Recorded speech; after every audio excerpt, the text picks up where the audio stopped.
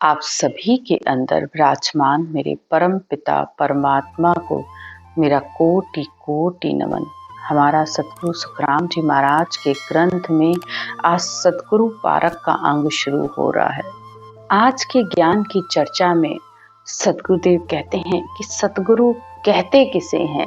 सबसे पहले तो इस बात को समझिए कि सतगुरु की क्या परख है, उसे कैसे समझा जाए कि वो सच्चा सतगुरु है। जब तक आप सतगुरु की समझ ही नहीं कर पाओगे कि जो ज्ञान मिल रहा है बस उसी के कहे अनुसार चल रहे हो और उससे सतगुरु मानकर बैठ गए हो, तो परमात्मा से नहीं मिल पाओगे, भक्ति करते हुए भी नहीं मिल पाओगे। हमने अब तक ये जाना कि संसार में सद्गुरु तो जन्म से ही मनुष्य को मिल जाते हैं, उसके बाद के गुरु वो अपनी मर्जी से करता है। हद गुरु, बेहद के गुरु और सतगुरु, तीनों की समझ और परख होनी चाहिए। समझ में आना चाहिए कि कौन कहाँ तक का ज्ञान दे रहा है, क्योंकि ज्ञान भी अनेक प्रकार का है। माया का ज्ञान, ब्रह्म तक का ज्ञान और केवल ज्ञान, तो तीनों में अंतर समझ में आना चाहिए। भक्ति भी कई प्रकार की है, नवधा भक्ति, सुरगुण भक्ति, निर्गुण भक्ति, केवल्य भक्ति, और इसी तरह गुरु में भी अंतर समझिए कि गुरु किसे कहते हैं। गुरु एक जो सिर्फ आपको शरीर तक का ज्ञान दे रहे हैं कि इस शरीर के अंदर मन इंद्रियों कैसे राजी रहें, कैसे खुश रहें, कैसे आपको सुख मिले, तो वहां तक का आपको ज्ञान मिल रहा है।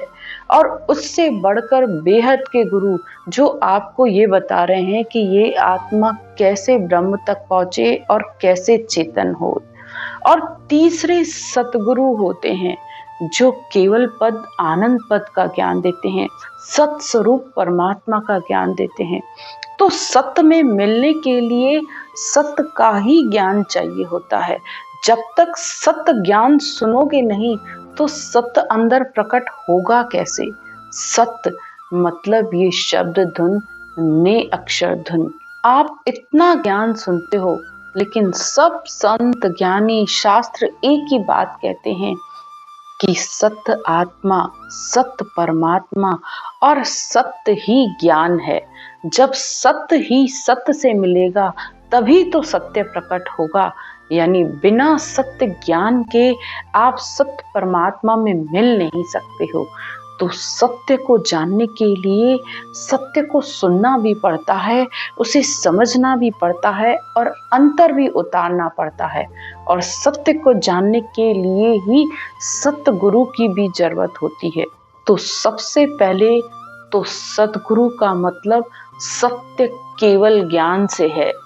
क्योंकि आप इस बात को समझिए कि संसार में आप सतगुरु की सेवा की बात करते रहते हो, तो आपके दिमाग में सबसे पहली इमेज जैसे ही सतगुरु का नाम आता है तो आप अपने शरीरधारी गुरु की तरफ आपका ध्यान चला जाता है। भाई, संतों की सेवा में और परमात्मा की सेवा में अंतर है, इस बात को आप समझिए। संत की सेवा का मतलब ज्ञान की सेवा करना है, यानी ज्ञान को धारण करना, ज्ञान के अनुसार चलना। और परमात्मा की सेवा का मतलब होता है सिमरन करना, ध्यान करना। इसे परमात्मा की सेवा कहा गया है। जब तक संत सेवा और परमात्म सेवा में अंतर नहीं समझोगे तो आप ज्ञान को समझ ही नहीं पाओगे। क्योंकि शरीरधारी तो आज है, कल चला जाएगा, लेकिन ज्ञान सत्य है, ज्ञान हमेशा रहता है। तो ज्ञान ही गुरु है, ज्ञान ही सतगुरु है। सबसे पहले तो आप इस बात को पकड़ के चलिए, तो ये जितना भी ज्ञान बताया जा रहा है बहुत आसानी से आपको समझ में आ जाएगा। तो सतगुरु की परख करिए। सतगुरु समरथ होए, ज्ञान की कसर न राखे, आद अंत की बात ताई ले भिन्न भिन्न भाखे।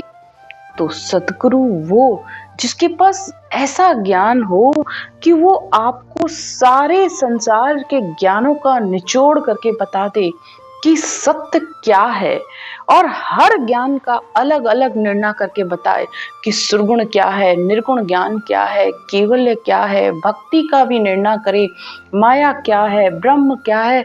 हर बात का आपको अलग अलग करके बताए कि संसार में सत्य क्या है और असत्य क्या है। जब तक दूध और पानी की छटनी नहीं होगी तब तक आप उस न ज्ञान का आनंद ले पाओगे, न अपने ध्यान का आनंद ले पाओगे। सतगुरु सो सुखराम कहे, साच झूठ दे छाट, उल्टा होए गढ़ पर चढ़े, सांस सुरत दिस साठ। तो सतगुरु वो है जो सच क्या है और झूठ क्या है, यानी सच ब्रह्म क्या है, झूठ यानी माया क्या है। जब तक इसका अलग अलग करके आपको निर्णय नहीं बता रहे हैं तो वो सतगुरु नहीं हो सकता। और जो बता दे कि सत्य ये है, असत्य ये है, माया और ब्रह्म दोनों का अंतर आपको बताए, और फिर श्रुत और श्वास यानी सुरता द्वारा इस श्वास में कैसे ध्यान किया जाता है, कैसे सिमरन किया जाए, ये आपको बताए। और फिर उलट होए गर पर चढ़े, यानी बंकनाल से उलटकर उस केवल पद आनंद पद की प्राप्ति कैसे की जाए, इसका भी आपको ज्ञान दे।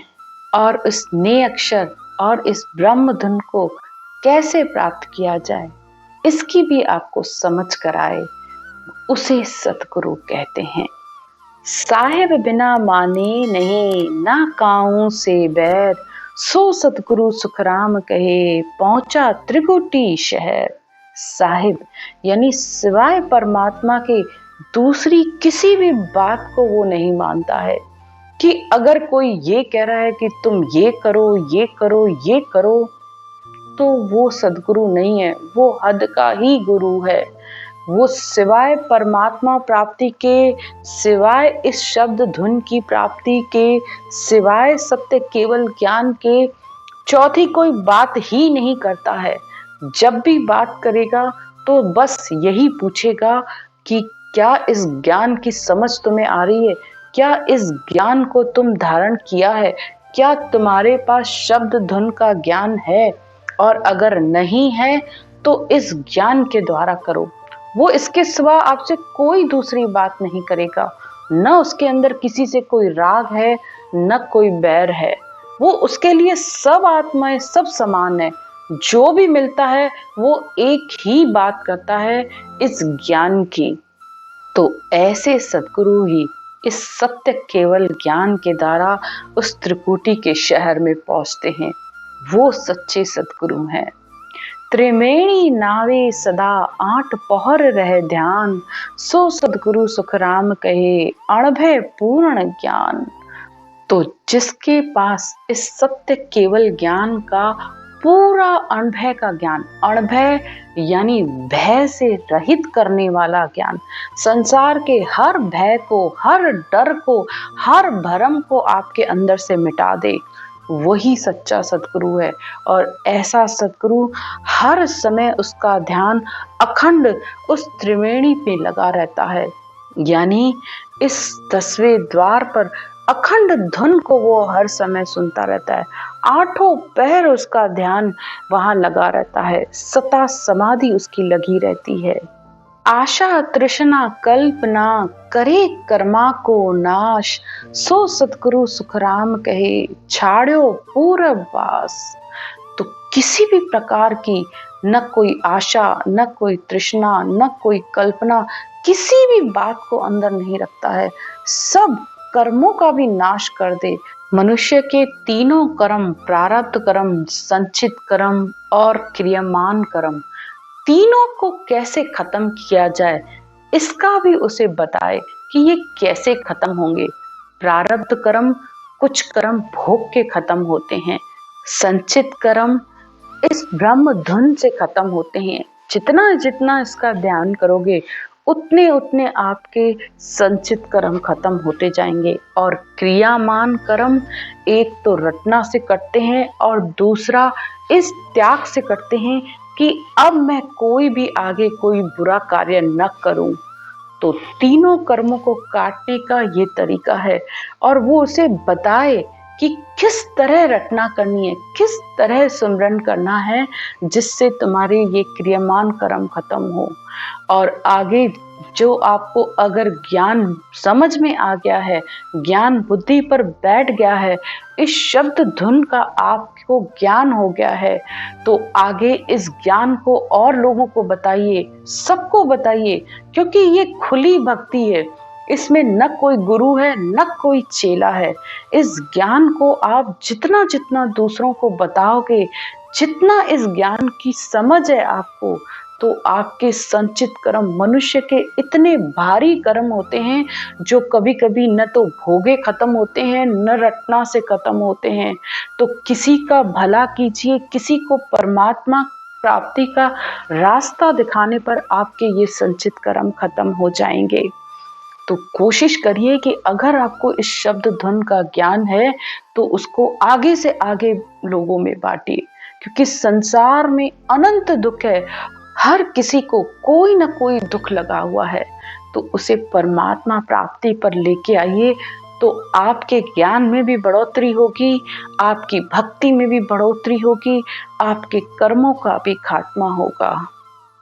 और जब किसी आत्मा को इस सत्य केवल ज्ञान की समझ आती है, जब शब्द धुन की समझ में आती है, तो आप सोच भी नहीं सकते उस आत्मा के अंदर से आपको कितना धन्यवाद मिल सकता है। वो आत्मा परमात्मा में मिल सकती है। उस आत्मा की कम से कम 84 तो कट ही जाएगी। अगर उसकी भक्ति पूरी नहीं भी हुई तो कम से कम उसे मनुष्य जन्म तो जरूर मिलेगा, ताकि वो आगे भक्ति कर सके। तो ये है सतगुरु की पहचान कि मनुष्य अपने कर्मों को और भरमों को कैसे खत्म करे, कैसे इस 84 को खत्म करे, उसका क्या तरीका है। तो सतगुरु की यही पहचान है कि उसका नाम भी न्यारा, भेद भी न्यारा, और फिर सतगुरु न्यारो होई रे। तो परमात्मा प्राप्ति का नाम यानी ये राम का नाम भी सबसे न्यारा है, जो आदि अनादि से है। जब राम और कृष्ण भी नहीं थे, तब संतों द्वारा इस नाम को रटा गया, और वो भी भेद यानी इसकी विधि क्या है, तरीका क्या है, इसका फॉर्मूला क्या है। तो उससे शब्द धुन आती है, उसे भी सतगुरु कहा गया है। वो ही सत्य है और सत्य ही सत्य में मिलता है। यानी इस सत्य द्वारा, इस ब्रह्म धुन द्वारा ही आप परमात्मा को प्राप्त कर सकते हो। यहाँ तक कि उसे खुद परमात्मा कहा गया है कि उस ब्रह्म देश से वो ब्रह्म धुन आत्मा को लेने आती है। तो ऐसे सच्चे सतगुरु की आप पहचान करिए, ताकि ये आत्मा परमात्मा में मिल सके। तो आज की चर्चा यहीं तक। राम राम।